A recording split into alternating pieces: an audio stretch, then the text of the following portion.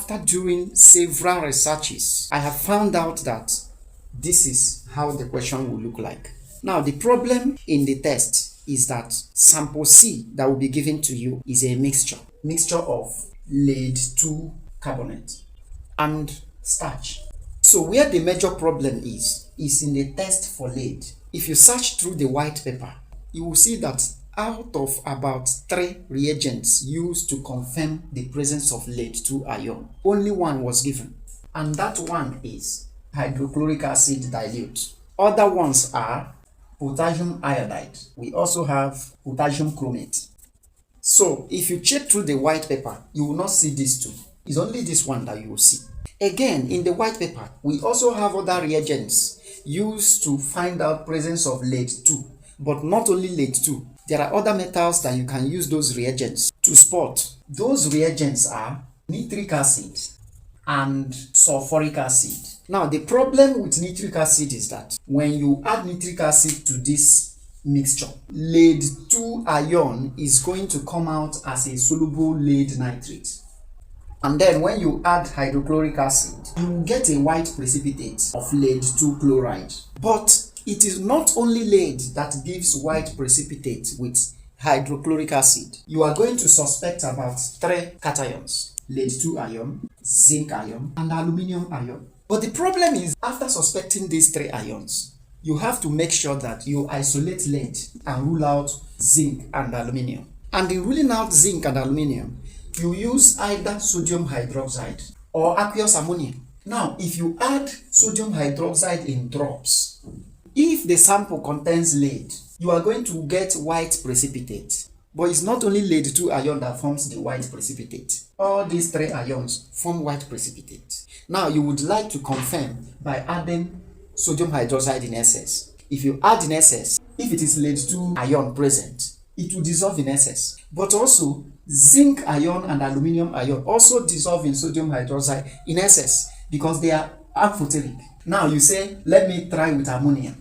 If you try with ammonia, if it is lead 2 ion, it will remain insoluble. But it is not only lead 2 ion that remains insoluble in excess ammonia. Aluminum ion is also insoluble. Only zinc ion is both soluble in excess ammonia and in excess sodium hydroxide. So if the precipitate gotten is soluble in excess sodium hydroxide, you are going to suspect these 3. And when you suspect the 3, it will lead you to using any one of these to confirm if it is lead. And then, if you add ammonia in excess and the precipitate remains insoluble, it means you have ruled out zinc, yet aluminum ion and lead ion are suspected. So you also need potassium iodide and potassium chromate to confirm if the ion is lead.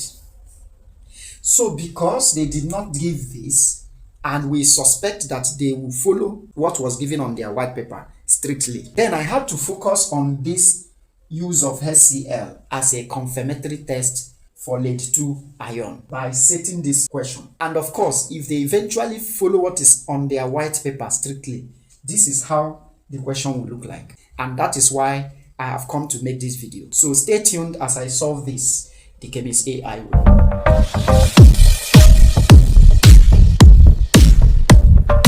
So these are usual tests, observation, and inference. Now, the first question there says, put C in a test tube, add dilute hydrochloric acid, and heat gently. When you put C in a test tube, you know C is lead 2 carbonate and starch. Because starch does not react with acid, you just neglect starch. Look at the reaction that will take place when you add dilute hydrochloric acid and heat. You are going to get a white precipitate of lead 2 chloride, and then water, and then carbon 4 oxide. If you don't heat, this is going to appear as a white precipitate. But if you heat it, it will dissolve because the solubility of lead 2 chloride increases with temperature. So that is the essence of heating. So when you do this, the observation is that a gas will come out with effervescent sound, right? So you observe effervescence. Then they say in the question, test any gas evolved with lime water. So when you pass this gas inside the lime water, calcium hydroxide, what you are going to observe is chalky appearance of calcium carbonate and water. This chalky appearance makes this lime water to become cloudy or milky. So let's go to the answer. C plus dilute HCl plus heat. So what you observe is effervescence and then colorless, odorless gas, which turns lime water milky. And then under inference, you say gas is CO2. And if the gas is CO2, it is actually coming from a carbonate. Therefore, you say gas is CO2 from where? CO3, 2 minus. This is a carbonate inside that Lead-2 carbonate. Or hydrogen carbonate or bicarbonate. These are the two radicals that can give out carbon dioxide. Now we go to the second question. So second question says, filter the resulting solution while hot. Make sure you perform your filtration while the solution is hot. Why? If you allow it to cool, Lead-2 ion in form of Lead-2 chloride is going to become insoluble and it will remain in the residual part after filtration, so that when you are testing the filtrate, you get nothing. So resulting solution plus filter or filtration. Then what is the observation? Solution separates into filtrate, that is a clear one, and residue. The inference is this: sample contains both acid soluble and insoluble compounds, and that is the answer for the second question. And then let's go to the third question.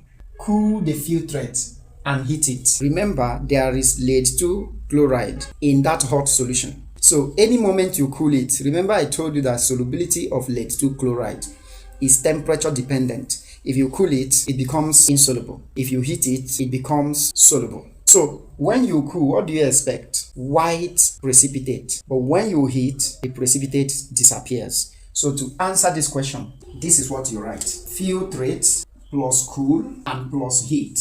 Observation: white precipitate appears on cooling, which disappears on heating. Now it is only Lead-2 that is fond of this behavior.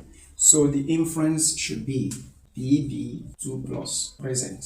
You can say confirmed. D says to the residue, add few drops of iodine solution. So you write residue. This is the solid part that remains on the filter paper. So you say residue plus iodine solution. This is the test for starch. So what you will see under observation is blue-black coloration. The result is starch. So you write under inference starch present. You can also say starch confirmed. And this is how your table for number 2 should look like. So take your screenshot, and if you found this video useful, click on like, comment, share the video, tag your friends, follow and subscribe to my YouTube channel.